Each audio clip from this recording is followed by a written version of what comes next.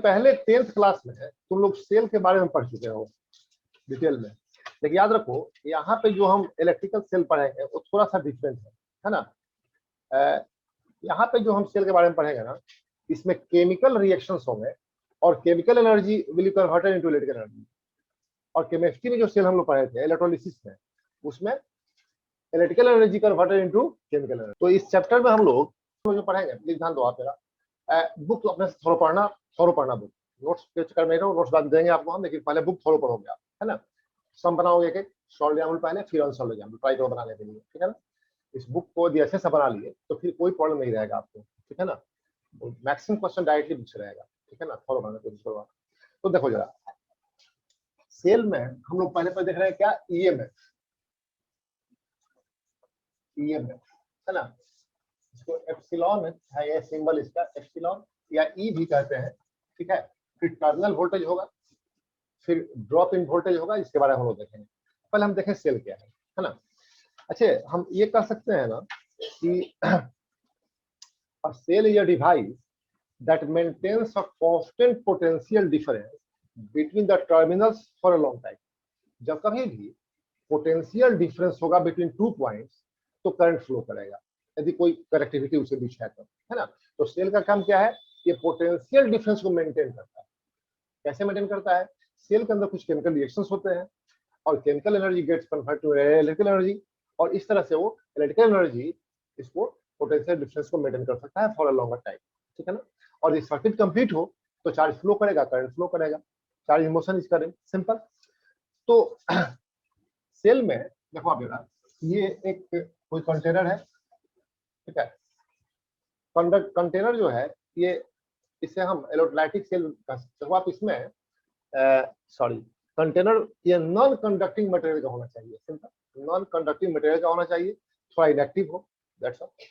इसमें ये जेली या लिक्विड है ना, मोल्टेन स्टेट में या लिक्विड स्टेट में केमिकल्स होता है, इसे बोलते हैं इलेक्ट्रोलाइट। क्या बोलते हैं, इलेक्ट्रोलाइट। ये हो सकता है कि डाइल्यूट सल्फ्यूरिक एसिड हो, डाइल्यूट H2SO4 हो, है ना। तो H2SO4 कैसे टूटता है, डाइल्यूट हटा दो आप H2SO4 लेते हैं, ये हो गया आपका इलेक्ट्रोलाइट, H2SO4 है ये टूटता है, इसे 2H प्लस SO4 -2, है ना, हो गया, ठीक है। हम इसमें दो रॉड या प्लेट डिप कर देते हैं, दो रॉड या प्लेट डिप कर देंगे, सिंपल, या प्लेट इसमें डिप कर देंगे, है ना। एक प्लेट मान लो यहाँ पर दे दिया हमने, डिफरेंट मटेरियल का हो सकता है, सपोज करो ये कॉपर का है, ये हो सकता है कि जिंक का हो, ठीक है ना। तो एक हो गया कॉपर और दूसरा हो गया जिंक, सिंपल हो गया। कॉपर यहाँ पर एनोड का काम करता है, एनोड, और जिंक यहाँ काम और करता है एज कैथोड। देखो ये सल्फेट आयन जिंक के तरफ मूव करेगा, 2 इलेक्ट्रॉन को इंपार्ट करेगा, जिंक पर नेगेटिव चार्ज आ जाएगा, ठीक है ना, इसलिए इसको बोलते हैं कैथोड, ठीक है ना। और ये H+ कॉपर पे जाएगा। अच्छा, इलेक्ट्रोकेमिकल सीरीज में H+ ऊपर है और कॉपर नीचे है, याद है ना। कॉपर क्या है, ये नीचे है, H ऊपर है ना। तो हाइड्रोजन मोर इलेक्ट्रोपॉजिटिव है देन कॉपर, है ना। इलेक्ट्रॉन लूज करने की टेंडेंसी ज्यादा होती है। चलो हटाओ, उतना डेप्थ देने की जरूरत नहीं है क्योंकि कंस्ट्रक्शन इसका पढ़ना नहीं है आपको। अब देखो सिंपल इतना ही कि ये H+ यहाँ गया और डिस्चार्ज जब होगा तो कॉपर से इलेक्ट्रॉन लेगा तो Cu+ बना देगा, क्या बना देगा, Cu+ बना देगा। तो यहाँ पे माइनस हो गया कैथोड और यहाँ प्लस हो गया एनोड, बात खत्म, ठीक है, क्लियर हुआ। तो इवन सर्किट यदि कंप्लीट नहीं भी हो तो इलेक्ट्रोलाइट के रेस्पेक्ट में एक हाई पोटेंशियल पे आ जाएगा, एक लो पोटेंशियल पे आ जाएगा, सिंपल सी बात है। इनके पोटेंशियल में जो डिफरेंस है ना, ये हो गया इलेक्ट्रोमोटिव फोर्स, ईएमएफ, सिंपल। हम चाहे यदि तो इसे हम कनेक्ट कर सकते हैं ना, एक्सटर्नल सर्किट, यहाँ बल्ब लगा दो आप चाहो तो, यहाँ पे आप कोई भी एक रेजिस्टेंस लगा सकते हो, यहाँ पर एक रेजिस्टेंस R हमने लगा दिया, अब सर्किट कंप्लीट हो गया, है ना। तो करंट फ्लो करेगा प्लस से माइनस की तरफ, एनोड टू कैथोड, तो करंट ऐसे फ्लो करना स्टार्ट किया, ये होगा करंट I, ठीक है। इस तरह करंट फ्लो कर रहा है। क्लियर है बात? तो आपको हाई क्लास में डिटेल में पढ़ना है इसके बारे में, हमको इससे कंस्ट्रक्शन से कोई मतलब नहीं है, क्या है कैसे है, बेसिक थोड़ा सा आपको आइडिया मिल गया। हम जो टर्म से पढ़ना है उसकी बात करेंगे, है ना। तो हम कह सकते हैं ऐसे कि cell converts chemical energy into electrical energy. Chemical reaction within the cell generates a potential difference across the terminals of the cell. Due to chemical reaction, potential difference produce होता है। Potential difference, why a potential difference? Because one terminal, one electrode develops a deficiency of electron. It comes at a higher potential. Another develops excess of electron. It comes at lower potential. So there is difference in potential, है ना। Simple सी बात है, ठीक है। ये difference in potential क्यों आता है? Due to chemical reaction with in the cell. Simple. तो केमिकल रिएक्शन जब होता है ना, पोटेंशियल डिफरेंस प्रोड्यूस होता है, तो chemical energy gets converted into electrical energy. Simple. हम केमिस्ट्री में भी सेल पढ़ेंगे, वहां पर इलेक्ट्रिकल एनर्जी कन्वर्ट होगा केमिकल एनर्जी में। सिंपल, हम देखेंगे वहां, ठीक है ना। अच्छा, तुमने बताया आपको कि the potential difference is developed across the terminals of the cell even when no current is drawn from the cell. Cell से कोई करंट ड्रॉ नहीं कर रहा है और फिर भी यहाँ पोटेंशियल डिफरेंस प्रोड्यूस हो रहा है। सिंपल। अच्छा, when it is connected to a conducting wire electrical circuit, आगे सर्किट है ना, the potential difference sets the charge into motion. और चार्ज इन मोशन यदि हो थ्रू द कंडक्टर, तो कहते हैं करंट फ्लो कर रहा है इसमें, ठीक है ना, एंड दस इलेक्ट्रिक करंट फ्लो। सिंपल। अब जरा हम आते हैं कुछ टर्म्स जिसकी हम बात कर रहे थे। तो पहला टर्म है electromotive force, EMF. Electromotive force, EMF. What is electromotive force, है ना। हम इसकी बात पहले करते हैं कि इलेक्ट्रोमोटिव फोर्स क्या होता है, ठीक है ना। तो देखो जरा, इसके पहले थोड़ा सा समझ लेते हैं कि इलेक्ट्रिकल सर्किट क्या है। आप 9 क्लास में पढ़ चुके हैं, 9 क्लास में पढ़ चुके हो, एक बार जस्ट रिकॉल कर लेते हैं ना। देखो, ये यहाँ पर एक सेल हो गया, यदि एक से ज्यादा सेल आप कनेक्ट करोगे तो इसे हम बैटरी कहते हैं। यदि more than one cell connect किया जाए बैटरी कहते हैं। कैसे करते बताया था आपको हम। तो ये सेल हो गया है, ठीक है ना।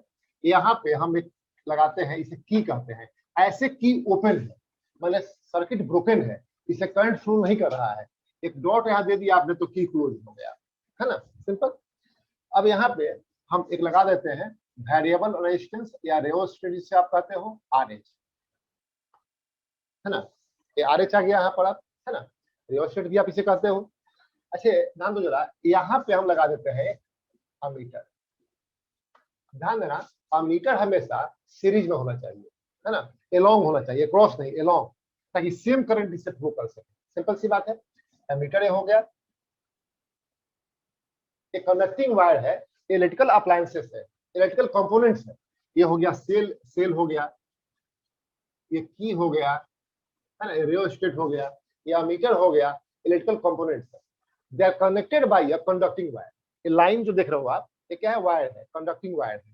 सिंपल सी बात, एक कांटेक्ट पॉइंट जो की कहते हो इससे आप, और ये इससे कनेक्टेड हो गया, ठीक है। ये सर्किट आपका हुआ। अब वोल्टमीटर लगाना है हमको। तो वोल्टमीटर का यूज क्या है?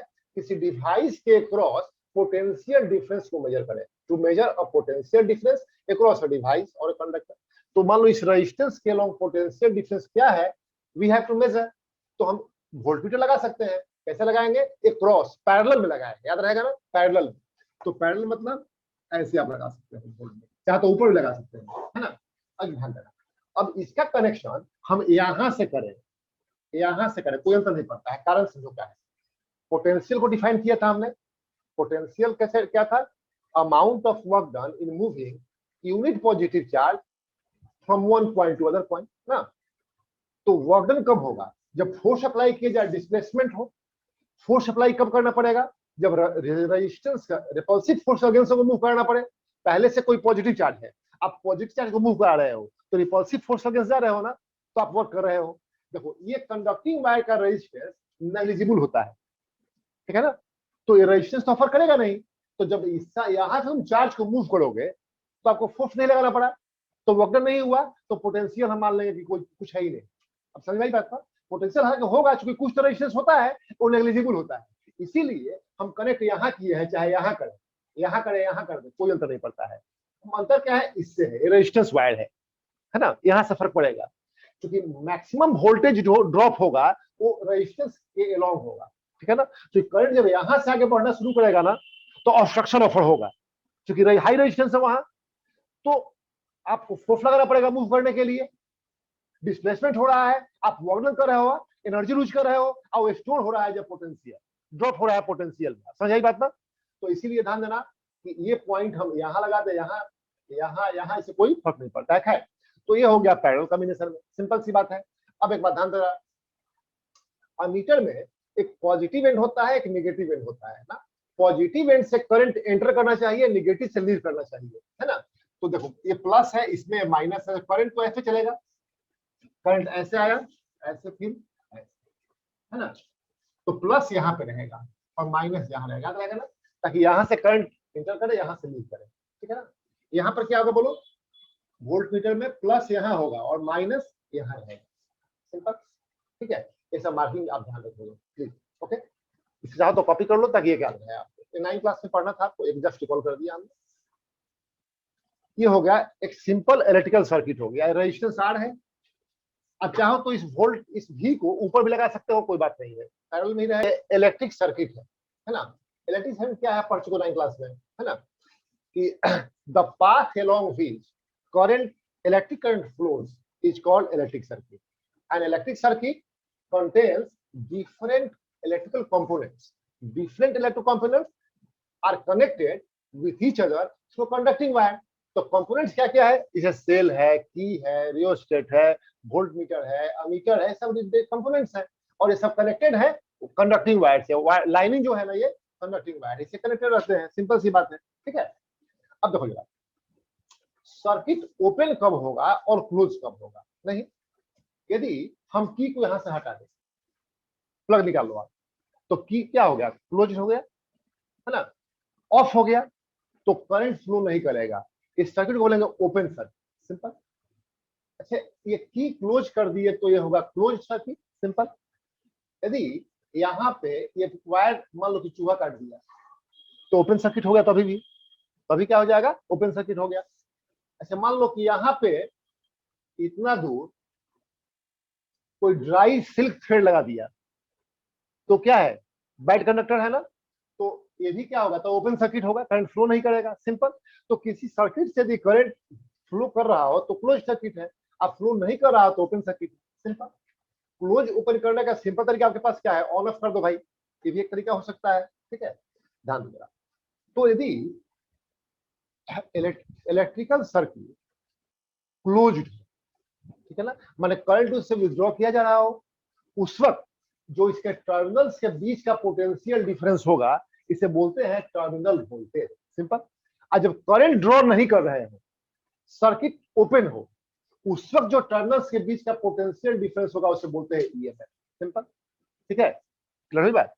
तो ईएमएफ क्या है, the EMF electromotive force, the EMF of a cell is the potential difference between its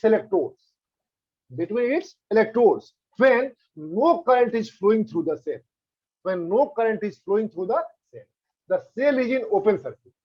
Cell यदि open circuit में हो, no current is flowing through the cell, then potential difference between its electrodes is called EMF of the cell. Simple, ठीक है। और EMF का काम क्या है भाई, EMF provides energy for the charge to flow through the circuit. Circuit से यदि कोई चार्ज फ्लो करता है, उसकी एनर्जी कौन सप्लाई करता है, ईएमएफ करता है, सिंपल सी बात है, क्लियर हुआ। अब रही बात कि टर्मिनल वोल्टेज क्या है, तो हम कह सकते हैं the terminal voltage of a cell is the potential difference between its electrodes, potential difference between its electrodes when current is flowing through the cell, when current is flowing through the cell, simple. Cell से यदि current flow हो रहा हो तब जो potential difference होगा terminals के बीच में, उसे बोलेंगे क्या, टर्मिनल वोल्टेज। आज जब करंट फ्लो नहीं कर रहा हो, ओपन सर्किट में हो, तब जो पोटेंशियल डिफरेंस होगा टर्मिनल्स के बीच में, इसे क्या बोलेंगे, सिंपल डिफरेंस समझ गए। लेकिन इसे डिफाइन कैसे करेंगे ना, तो उसमें थोड़ा सा अलग ढंग से डिफाइन किया गया है। तो आप समझो, पहले पोटेंशियल का कंसेप्ट जो है वो वर्क से जुड़ा हुआ है। डिफाइन करते हो, सुनो, पोटेंस अभी नहीं देखो, भर जाएगा। Potential at a point is defined as the amount of work done in moving unit positive charge from infinity to that point. Work done से मेजर करते हैं। Potential at a point is defined as the amount of work done in taking, in moving, in carrying plus 1 coulomb charge, plus 1 coulomb charge, unit positive charge plus 1 coulomb charge from infinity to that point, है ना। Work done से इसका measurement हमने किया था। Potential difference between 2 point को हम लोग कैसे मेजर किए थे? Potential difference between 2 points is defined as amount of work done in moving unit positive charge from one point to other point, ठीक है ना। अच्छा, वर्क डन पर unit charge is potential. 1 coulomb charge था ना, मान लो बताया था, डिटेल में याद होगा आपको कि क्यू कूलम चार्ज है पर यूनिट चार्ज, हो गया। Work done in 1 unit charge, 1 coulomb charge, कैसा? Plus 1 coulomb charge. सिंपल। क्यों कहते हैं प्लस से? पढ़ा चुके हैं क्लास में, आपको आइडिया होगा, पढ़े होगा पहले से, क्योंकि पॉजिटिव चार्ज के लिए हम डिफाइन करते हैं इसको, है ना।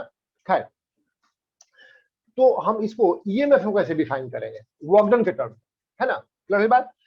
तो हम ऐसे कर सकते हैं, देखो जरा, कि the EMF of a cell, please ध्यान दो, the EMF of a cell is defined as the work done in taking plus 1 coulomb charge, in taking plus 1 coulomb charge once round the complete circuit, once round the complete circuit। complete circuit में क्या होता है?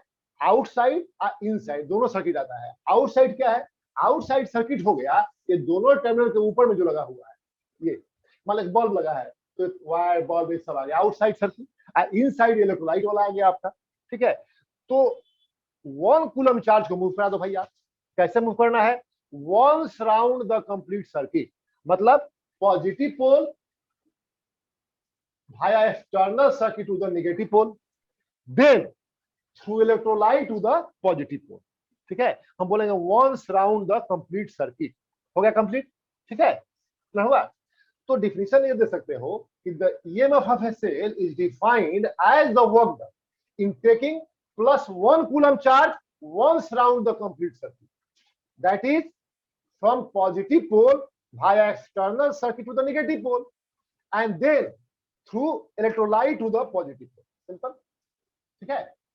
EMF of a cell अच्छे से समझ लेना, इसे याद करना, समझ में आ जाएगा तो याद हो जाएगा। EMF of a cell, electromotive force of a cell is defined as the amount of work done. क्योंकि इलेक्ट्रोमोटिव फोर्स ही पोटेंशियल डिफरेंस है, पोटेंशियल है, ठीक है। तो पोटेंशियल का डेफिनेशन वर्क डन से जुड़ा हुआ है, ठीक है।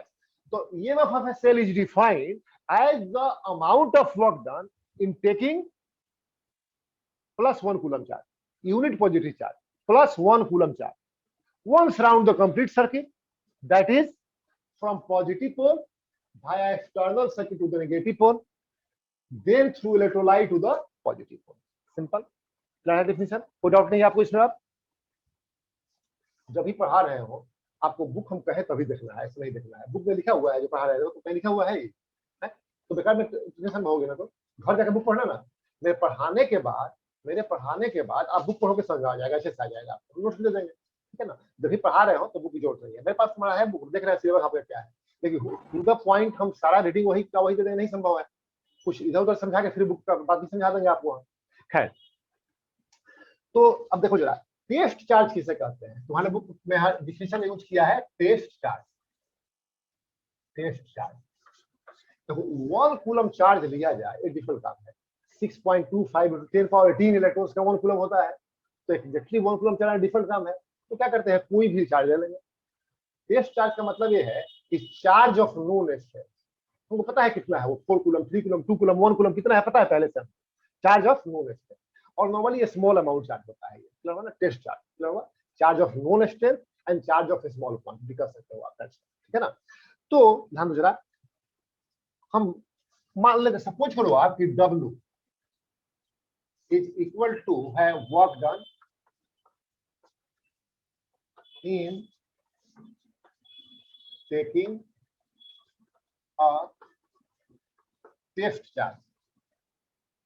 टेस्ट चार्ज देखो क्यू नॉट भी लिखा रहता है, क्यू नॉट, लेकिन तुम्हारे बुक में क्यू लिखा है तो वही देते हैं क्यू, और टेस्ट चार्ज क्यू, ठीक है। Once round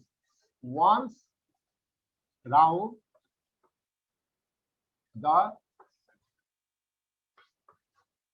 complete circuit। क्या हो गया? ध्यान से समझना इसे। W क्या है? एक कैपिटल है, कैपिटल डब्ल्यू है ना, डब्ल्यू है वर्क डन इन टेकिंग और test charge Q once round the complete circuit, simple, ठीक है।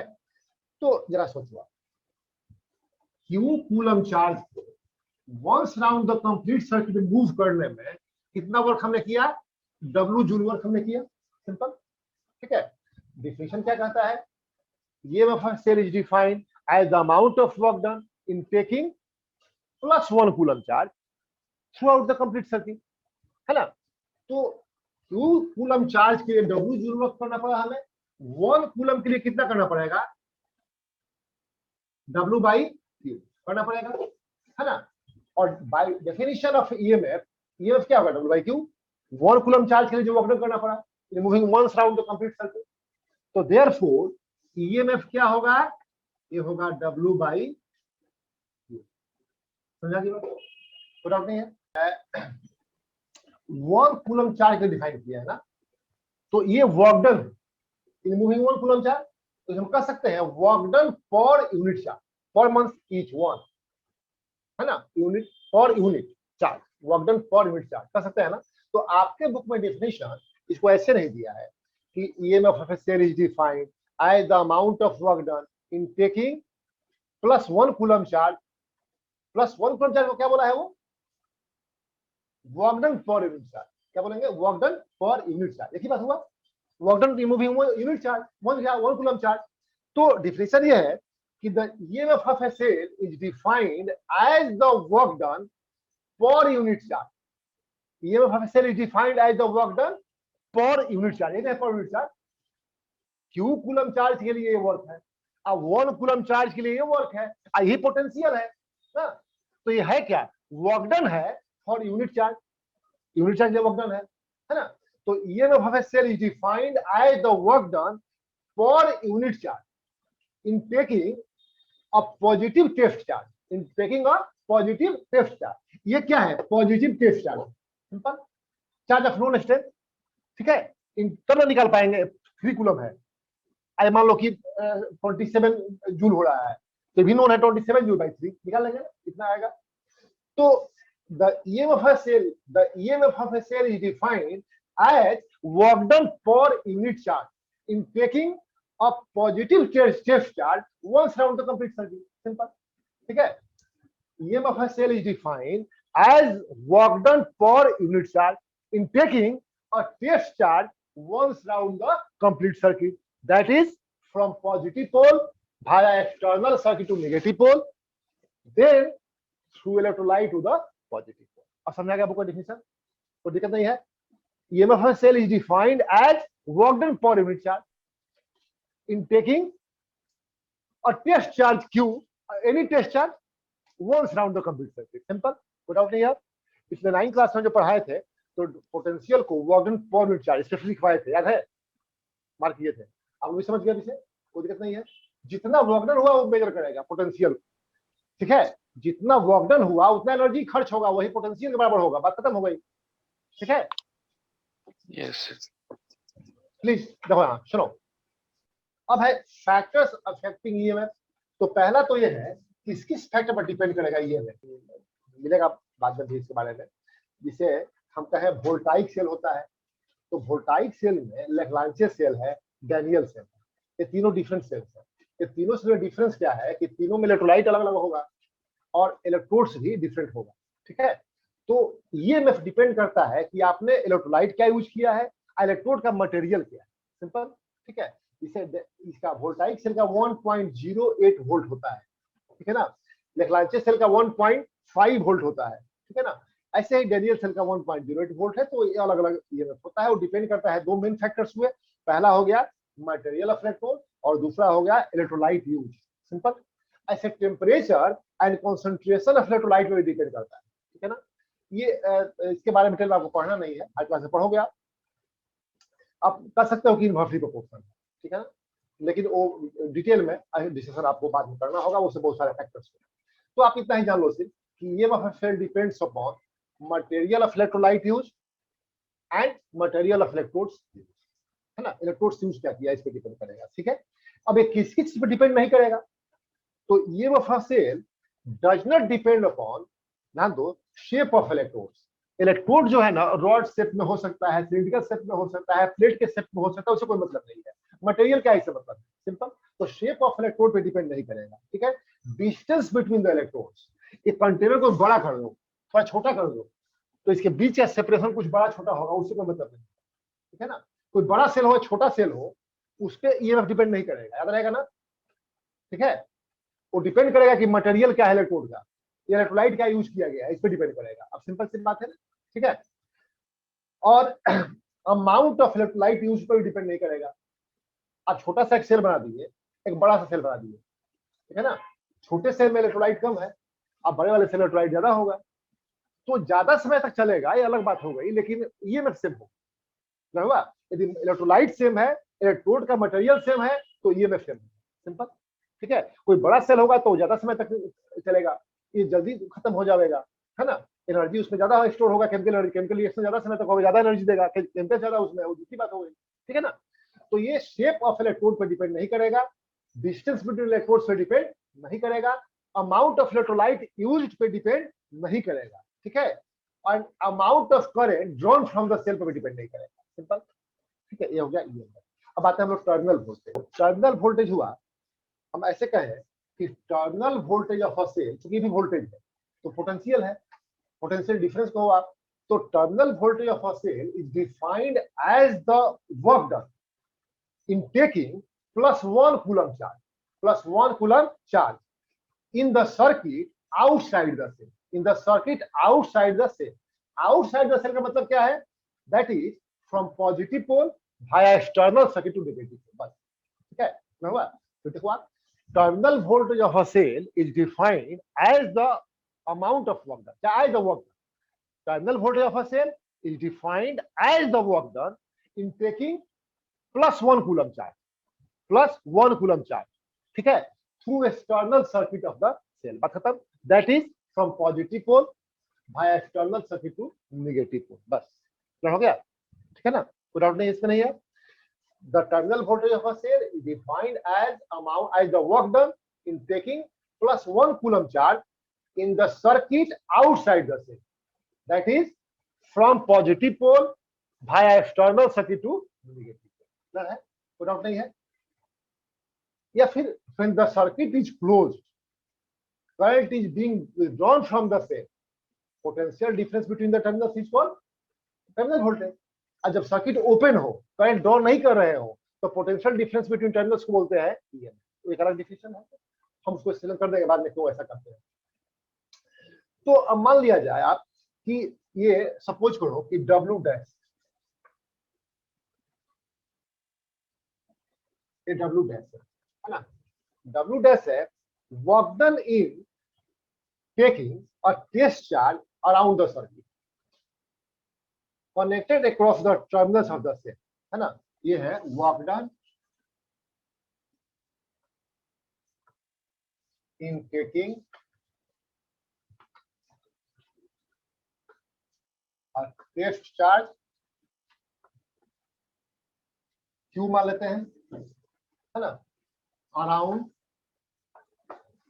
द एक्सटर्नल सर्किट का देख ज्यादा अच्छा रहेगा, है ना। Around the circuit connected across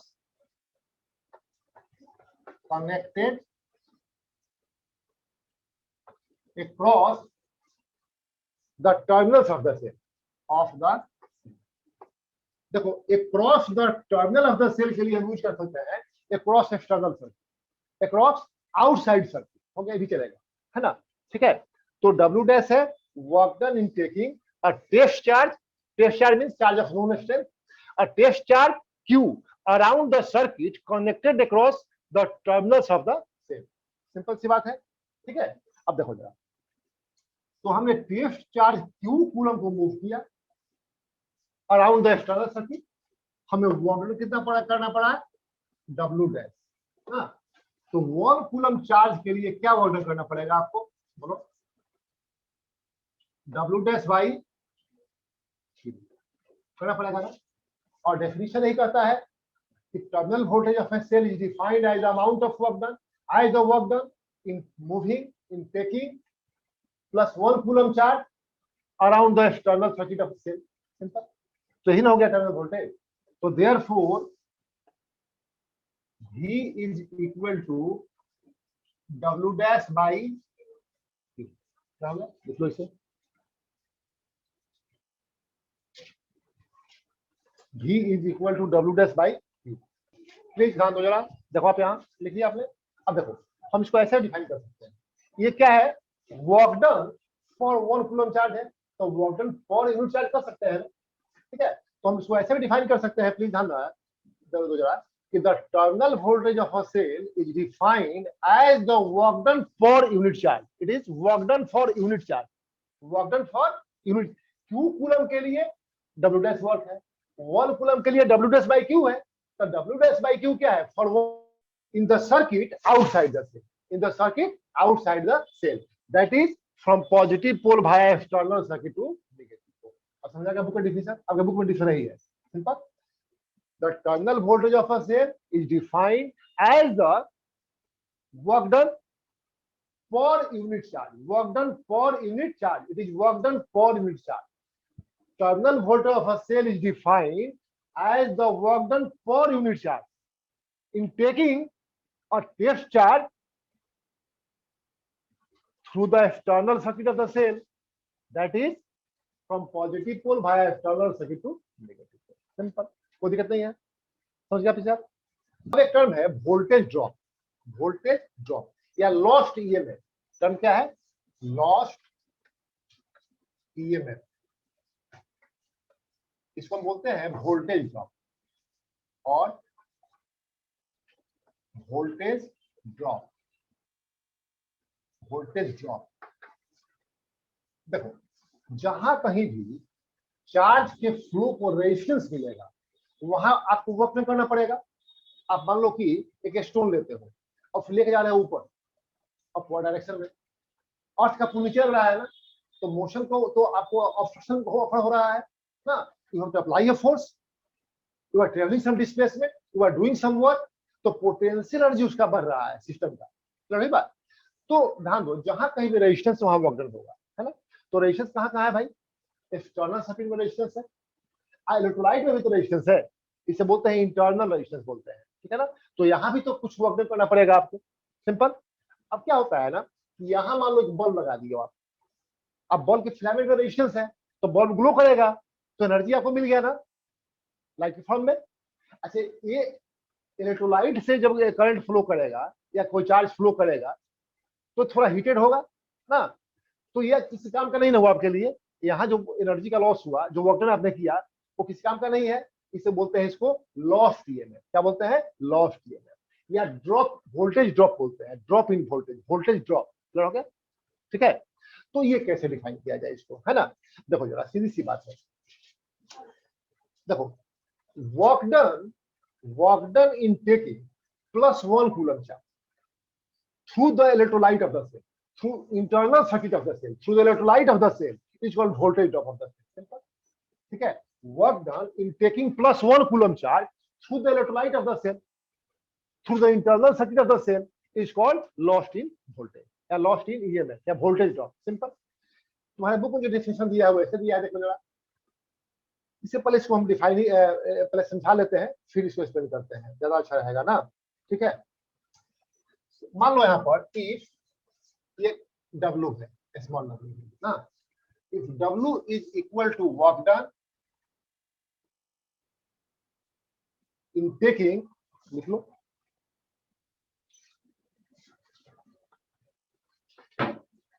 in taking a test charge Q, electrolyte of the cell to the electrolyte of the cell, simple, ठीक है। if W है work done in taking a test charge Q through the electrolyte of the cell, हम Q coulomb charge को through electrolyte of the cell move किए हैं, तो work done कितना हुआ, ये W जो हुआ, है ना, ठीक है। तो यदि 1 कूलम चार्ज को मूव करें तो क्या होगा, W/Q होगा, है ना। और अकॉर्डिंग टू डेफिनेशन इसे बोलते हैं हम लोग ड्रॉप इन वोल्टेज या वोल्टेज लॉस्ट ईएमएफ, है ना। लॉस्ट ईएमएफ या ड्रॉप इन वोल्टेज क्या है, it is equal to work done in taking +1 coulomb charge through electrolyte of the cell. तो 1 कूलम चार्ज को इलेक्ट्रोलाइट से हम मूव कराए तो वॉल्यूम क्या है, W/Q है, यही ना होगा लॉस्ट इन वोल्टेज। तो देयरफॉर स्मॉल v से डिनोट कर दो, ये होगा W/। अब जितना आप समझ चुके हो उसे एक बार हम लोग रिकॉल कर लेते हैं और इंपॉर्टेंट कुछ रिजल्ट्स ड्राइव करेंगे, है ना। कुछ वेरिएशंस है वो अक्सर तुम्हारे यहाँ नहीं पढ़ाया गया होगा, इस बात की गारंटी है, बहुत सारे लोग नहीं पढ़ाते हैं, बहुत जगह पढ़ाते भी हैं। उसे ट्राई करेंगे, उसको कैसे डिराइव किया गया देख ले पहले। हालांकि आपको फार्मूला याद है तो अभी समझ जाएगा, लेकिन अच्छा रहता है कि डेरिवेशन समझ लिएगा, हम आगे बढ़ेंगे इसमें। पहले देखो जरा कंजर्वेशन ऑफ एनर्जी की बात करें ना। देखो जहां कहीं वर्क डन होगा वहां आपको एनर्जी खर्च करना पड़ेगा। The agent that does the work loses energy. आपको एग्जांपल सिंपल दिए थे, हम इससे पहले पढ़ाए थे। तो सपोज करो कि कोई बॉलर है, बॉल को थ्रो करता है, the ball strikes the wicket and the wicket flies away in direction of the ball, ठीक है। तो ball actually applies a force on the wicket and the wicket moves in direction of the force. When a force is applied on a body, when a force is applied on a body and the body moves in the direction of the force, what is said to be done? है ना। तो ball, moving ball has energy, है ना। इसका muscles का muscular energy convert हो गया उससे काइनेटिक एनर्जी में बॉल पे ना। तो अच्छा, बॉल में काइनेटिक एनर्जी, इसलिए उसने वर्क डन किया और वर्क डन करके एनर्जी लूज किया। कैसे लूज किया? जब विकेट को स्ट्राइक करता है बॉल तो थोड़ा स्लो डाउन हो जाता है ना, तो एनर्जी लूज करता है। अब विकेट मूव किया, एनर्जी गेन किया, तो जो एनर्जी लूज करेगा, जो वर्क डन करेगा एनर्जी लूज करेगा, जिस पे वर्क डन किया जाए वो एनर्जी गेन करेगा। सिंपल सी बात है। तो कंजर्वेशन ऑफ एनर्जी की हम बात कर रहे हैं। तो यदि हम चार्ज लें, 1 कूलम प्लस चार्ज लिया, इसे मूव करा दिया हमने once round the complete circuit, once round the complete circuit, simple. तो कितना वर्क डन करना पड़ा? According to law of conservation of energy, है ना। देखो ये 1 कूलम प्लस चार्ज हमने इसे मूव करे once round the complete circuit. अब मूव करने में W जूल वर्क हुआ, तो W जूल एनर्जी खर्च करोगे, कोई दिक्कत इसमें नहीं है। क्लियर है बात? अच्छा ध्यान दो, यदि प्लस 1 कूलम चार्ज ले, इसे हम मूव करें, क्या 1 कूलम बढ़ा देते हैं, हम एक Q कूलम चार्ज लेते हैं। कितना चार्ज लिया हमने? Q coulomb charge. और थोड़ा कॉम्प्लिकेटेड करके समझो इसे, हमने प्लस Q कूलम चार्ज हो गया और Q कूलम चार्ज को मूव कराया once round the complete circuit, हो गया। अब वॉल्यूम क्या है? W जूल है, ठीक है। यही हम एग्जांपल दिए भी थे समझाने के लिए। फिर क्या किया हमने कि Q कूलम चार्ज लिया, टेस्ट चार्ज Q कूलम हमने लिया, इसे मूव कराया through external circuit of the cell ना। तो वॉल्यूम क्या था? ये था W डैश। क्या था? W डैश था, है ना, W डैश था। फिर हमने प्लस Q कूलम चार्ज लिया, इसे मूव कराया through electrolyte of the cell. Volume क्या था? ये था W, ये था, ठीक है। क्लियर हुआ? तो प्लीज ध्यान दो जरा, हम W डैश प्लस, कोई दिक्कत इसमें है? कोई दिक्कत नहीं है? सर क्या बोले अभी हम नहीं सुन पाए, मैं वीडियो रुक गया था। वीडियो रुक गया था। ये कह रहे हैं कि Q कूलम चार्ज को हमने मूव कराया once round the complete circuit, मतलब positive pole by external circuit to negative pole and through electrolyte to positive pole. Simple. Q coulomb charge को मूव कराया हमने once round the complete circuit, that is from positive pole by external circuit to negative pole, then through electrolyte to the positive pole. तो आप बोलोगे ना कि once round the complete circuit हमने move कराया है, इसको once round the complete circuit move कराया, सिंपल। तो वर्क डन W जूल था, सिंपल। एनर्जी W जूल आपने खर्च किया। फिर हमने उतना ही चार्ज दिया, Q कूलम चार्ज दिया, इसे मूव कराया इस बार through external circuit of the cell, positive pole through external circuit to negative pole move कराया।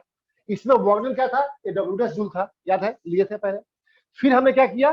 Q कूलम चार्ज लिया, Q कूलम चार्ज लिया, इसे मूव कराया through electrolyte of the cell, negative pole through electrolyte to the positive pole of the cell, through internal circuit of the cell. Work done क्या था? ये small W था, ठीक है। तो according to law of conservation of energy, जो भी energy यहाँ खर्च होगा यहाँ से यहाँ मूव करने में, प्लस यहाँ से यहाँ मूव करने में, इक्वल होगा दोनों का sum in moving the charge throughout the circuit, simple. तो W equal to W dash plus W। कोई दिक्कत है इसमें? बोलो एनीबॉडी? समझाया? ये समझता हो तुम? हाँ है? इसमें कुछ समझने वाली बात है?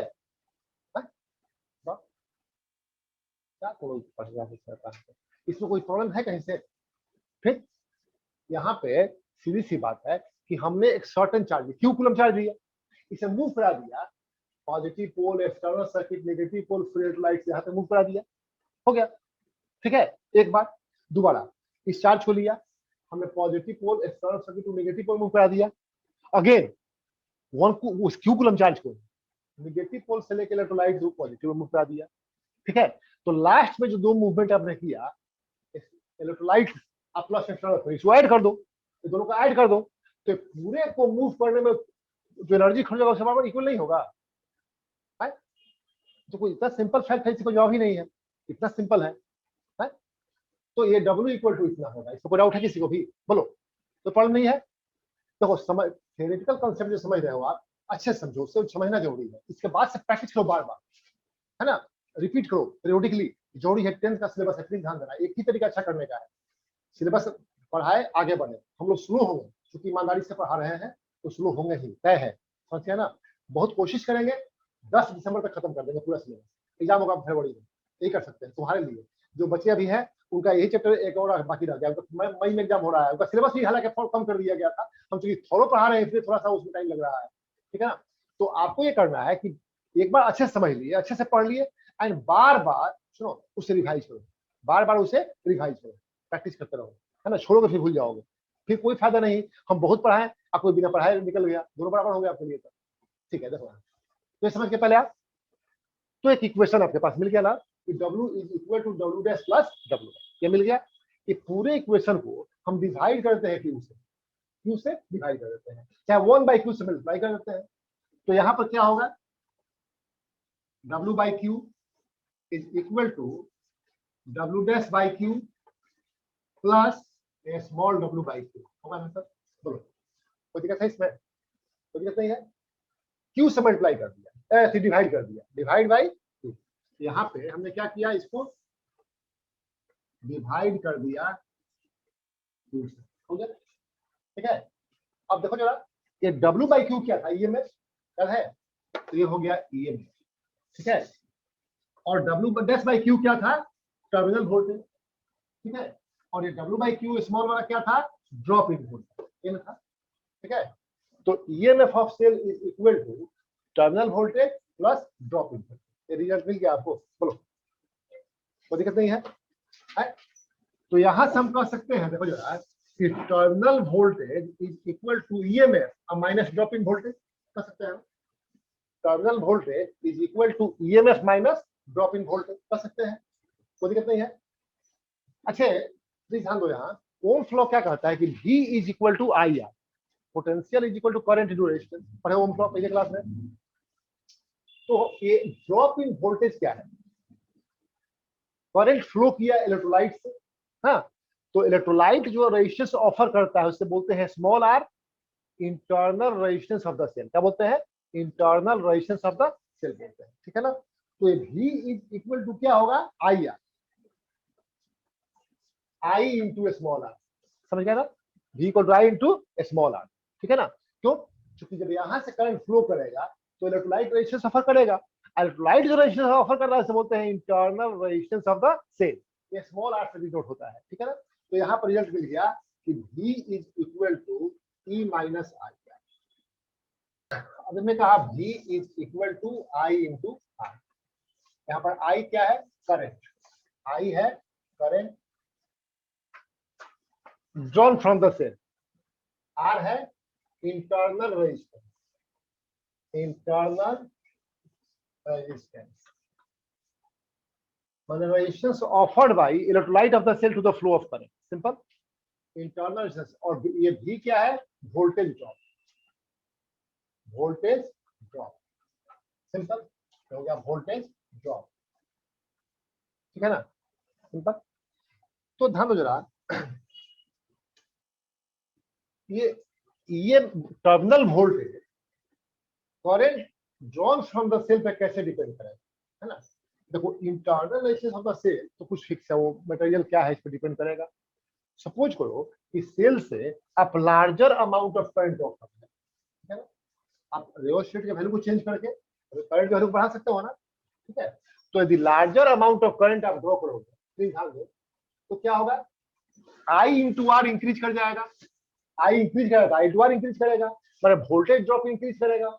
तो वोल्टेज ड्रॉप जब इंक्रीज करेगा तो टर्मिनल वोल्टेज क्या होगा, डिक्रीज करेगा। समझ में पूरा नहीं है, ठीक है। तो व्हेन करंट I इंक्रीज हुआ, when current I increases, when current I increases, drop in voltage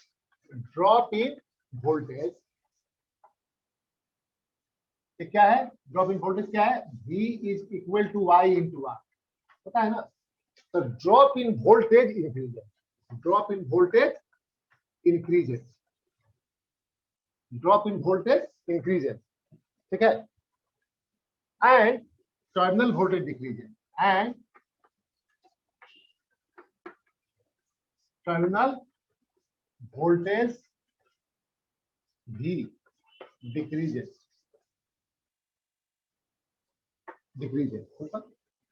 when current I increases, drop in voltage V equal to IR increases, क्योंकि I इंक्रीज करेगा तो V इंक्रीज करेगा। जब ये quantity increase करेगा तो ये डिक्रीज करेगा, देन टर्मिनल वोल्टेज डिक्रीज। से नहीं है क्या कंसेप्ट, इतना हम नहीं पढ़ाते, इतना नहीं पढ़ाते, समझो ना पढ़ाइए ये सब इसमें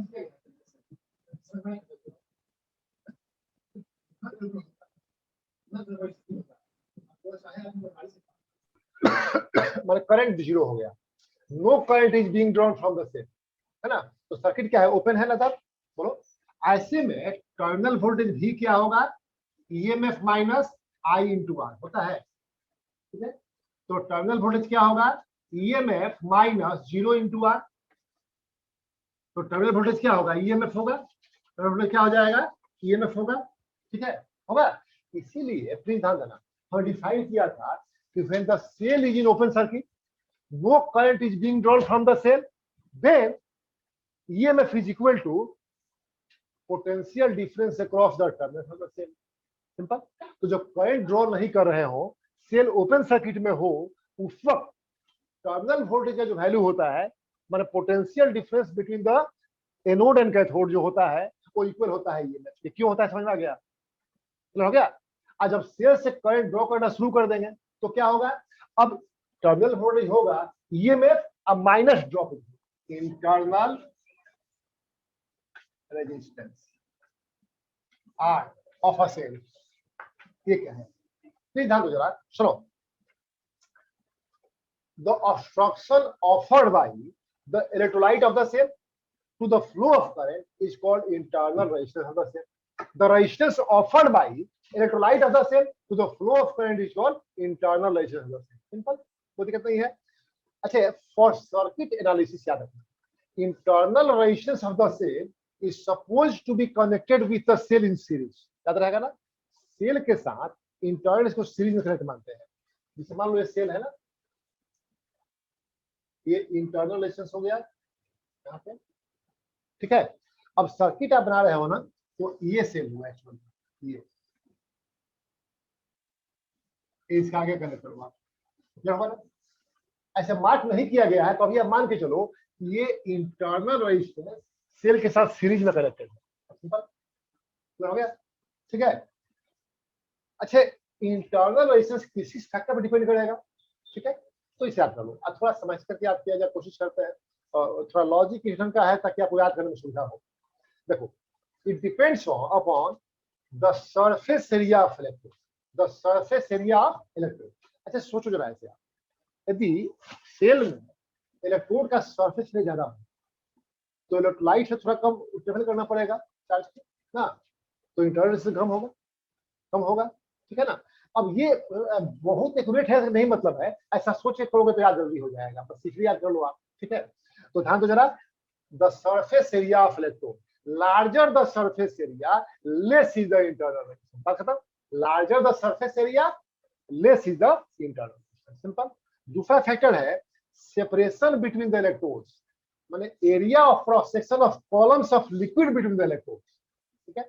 अब इलेक्ट्रोड्स के बीच का सेपरेशन ज्यादा हो तो चार्ज को इलेक्ट्रोलाइट से लॉन्गर डिस्टेंस ट्रेवल करना पड़ेगा, तो इंटरनल रेजिस्टेंस ज्यादा होगा। सिंपल है, क्लियर हो गया बात। तो याद रखो आप, लार्जर सेपरेशन मोड़ा, लार्जर सेपरेशन मोड़ा, हो गया। Area cross section of liquid column ज्यादा हो तो सेपरेशन ज्यादा होगा, तो larger the separation more is R. Simple. Larger the surface area of electrode smaller is R. क्या हो गया? तीसरा है nature, temperature, concentration and degree of dissociation of electrolyte. तो देखो जरा, नेचर पे डिपेंड करता है, कुछ इलेक्ट्रोलाइट का रेजिस्टेंस इंटरनेट से कम होता है, ज्यादा होता है। अब ध्यान दो temperature, higher the temperature lower the R, higher the temperature lower the R. अब यहाँ पर थोड़ा सा आपको कंफ्यूजन होगा, क्योंकि आप 9th क्लास में पढ़े हो, चाहे इसमें ही पढ़े हो अभी, कि जो मेटालिक कंडक्टर है, टेम्परेचर बढ़ने से क्या होता है, कोलिजन बढ़ता है और रेजिस्टेंस बढ़ता है। यहाँ हम कह रहे हैं कि हायर टेम्परेचर लोअर आर, तो इसको ऐसे ऐसे दिमाग में बैठा लो। यदि हम हीट करें सॉलिड को, लिक्विड को, गैस को, तो सॉलिड में एक्सपेंशन मिनिमम होता है, लिक्विड में ज्यादा होता है, गैस में तो और ज्यादा होता है ना। तो इलेक्ट्रोलाइट का टेम्परेचर जब बढ़ेगा तो आप ऐसे इमेजिन करो कि उसका वॉल्यूम बढ़ गया, तो उसका एरिया पूरा बढ़ गया ना, ठीक है। तो उसके inversely proportional resistance, larger the area larger the volume smaller the resistance, याद हो जाएगा ऐसे, ठीक है ना। तो higher the temperature smaller the resistance. Imagine करो हायर टेम्परेचर तो एक्सपेंशन हो गया, ठीक है, तो पाथ इजी मिल गया फ्लो करने के लिए ना, अब कोलिजन कम होगा, ठीक है। तो higher the temperature lower the resistance, याद हो गया। तीसरा देखो जरा, higher the concentration greater the resistance, internal resistance. Concentration बढ़ गया तो आयंस बढ़ जाएंगे, तो आयंस बढ़ेंगे तो क्या होगा, कोलिजन ज्यादा होगा, तो ग्रेटर द रेजिस्टेंस। लेकिन यहाँ पर एक और कंफ्यूजिंग फैक्ट है, याद रखना, डिग्री ऑफ डिसोसिएशन। क्या डिसोसिएशन, डिसोसिएशन क्या होता है? इसे मान लिया जाए कि हमारे पास नाइट्रिक एसिड है, ये H+ में डिकम्पोज किया, NO3- में किया, ठीक है। हमारे पास एसिटिक एसिड है, ये CH3COO- है ना। डिसोसिएशन में क्या होता है ना, कि यदि इसका 100 मॉलिक्यूल्स लिया जाए, सपोज करो 63 डिसोसिएट कर गया, और इसका 100 लिया जाए तो लेस देन 23 डिकम्पोज करता है, सपोज करो आप, होगा। तो ध्यान रखिएगा, liquid state ions are conductor of electricity पढ़े हुआ, ions are conductor of electricity. तो जिसका डिग्री ऑफ डिसोसिएशन ज्यादा है, जो ज्यादा डिसोसिएट करेगा वो इजीली कंडक्ट करेगा, होगा। तो वहां पर याद रखो आप, higher the dissociation smaller the internal, higher the dissociation smaller the internal. अब कंसेप्ट क्लियर हो गया, ठीक है। इसे दिमाग में ऐसे बैठा लेना, ठीक है। फिर से मैं रिपीट कर देता हूं मैं, larger the surface area of electrode smaller the internal resistance. Simple, ठीक है। Larger the separation between the electrodes greater the larger the internal resistance. Electrolyte से ज्यादा चलना पड़ेगा उसे, हाँ। Higher the temperature smaller the internal resistance, ठीक है, वॉल्यूम बढ़ जाएगा। और higher the temperature lower the internal resistance, बता दिए हैं। और हायर द कंसंट्रेशन, ये कोई सेल है, इस सेल का इंटरनल रेजिस्टेंस हो गया,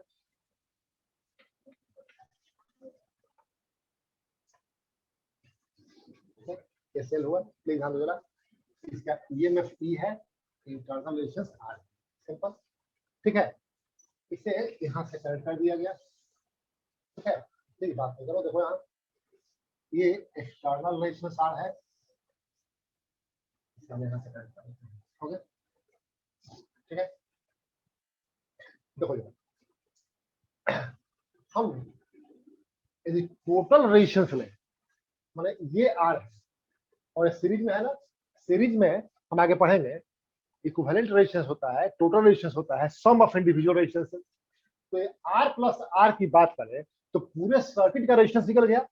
वैसे में ये E लेंगे, EMF लेंगे, पोटेंशियल डिफरेंस E लेंगे, टोटल रेजिस्टेंस, क्योंकि इंटरनल रेजिस्टेंस को हमने कंसीडर कर लिया है। और सिर्फ एक्सटर्नल रेजिस्टेंस की बात करें तो टर्मिनल वोल्टेज लेंगे, याद रहेगा। इसीलिए आप ध्यान देना जरा कि यहाँ ये दो पॉइंट के बीच में, यहाँ के बीच में निकालना हो आपको वोल्टेज, पोटेंशियल डिफरेंस, तो V होगा, क्या होगा, V होगा।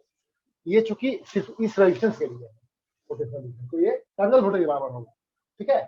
बताया था आपको कि टर्मिनल वोल्टेज क्या है, volt per unit charge in moving a charge across external resistance circuit of the cell.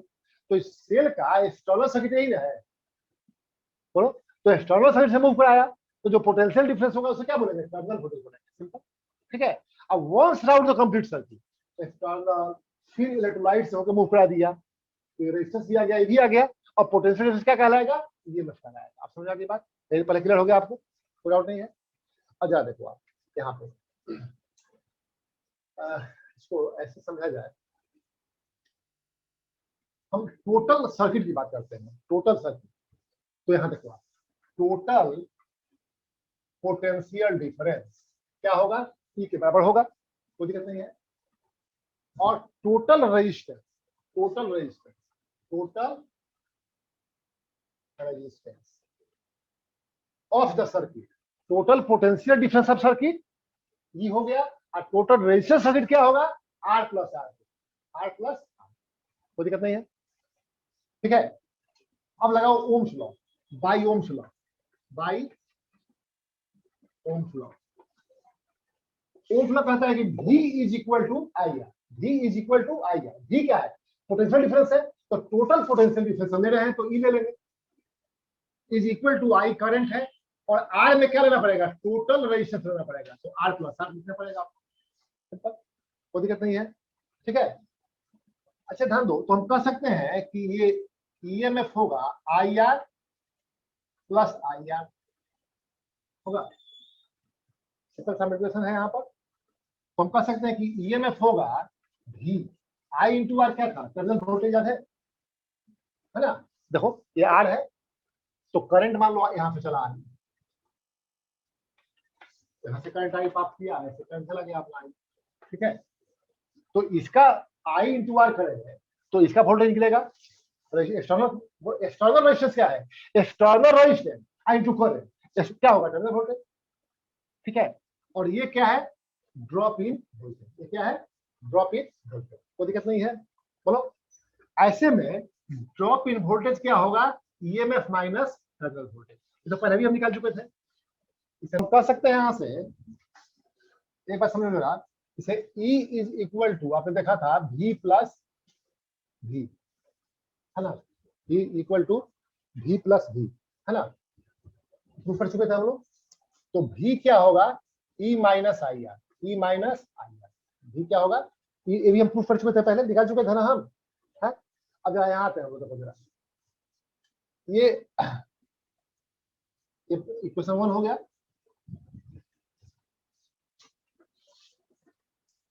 ये drop in voltage is equal to current into internal resistance, drop in voltage is equal to current into internal resistance. ठीक है, तो internal resistance is equal to drop in voltage by current, simple. अच्छा, drop in voltage क्या होगा, ये होगा ये E minus V, है ना, ये होगा EMF minus terminal voltage bye. ठीक है, एक बार समझो जरा आप यहाँ पे कि V is equal to I R, V is equal to I into R, terminal voltage is equal to current into external resistance. ठीक है, तो I क्या होगा, V बाई आर होगा, V बाई आर होगा, I equal to V by R होगा, ये value यहाँ पुट कर रहे हैं हम। ठीक है, इसे हटा देते हैं, I की जगह क्या लिखा हमने, V बाई आर लिखा। ठीक है, क्या हो गया, ठीक है, तो R इज इक्वल टू, ध्यान दो जरा, E by V minus V by V, देखो A minus B by C is equal to A by C minus B by C होता है। ठीक है, तो यहाँ पे हम क्या करते हैं, समझने के लिए ट्राई करो, E minus V by V I into R हो जाएगा ना, तो R is equal to E by V, E by V minus V by V मैंने 1 आई इंटू आर होगा। इस फार्मूला का याद रखना, यदि याद रहेगा तो कुछ कॉम्प्लिकेटेड क्वेश्चन भी आसानी से बन जाएगा, और फार्मूला तो जरूर पढ़ाया गया होगा, स्कूल में जरूर पढ़ाया गया होगा, इसका डेरिवेशन भले ना पढ़ाया हो कैसे हुआ, लेकिन फार्मूला जरूर दिया गया होगा, आई होप सो, है ना, इसे हो जाएगा। ई है ईएमएफ, V है terminal voltage,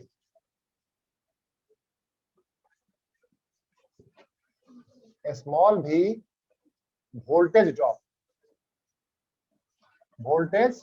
drop simple. R external resistance,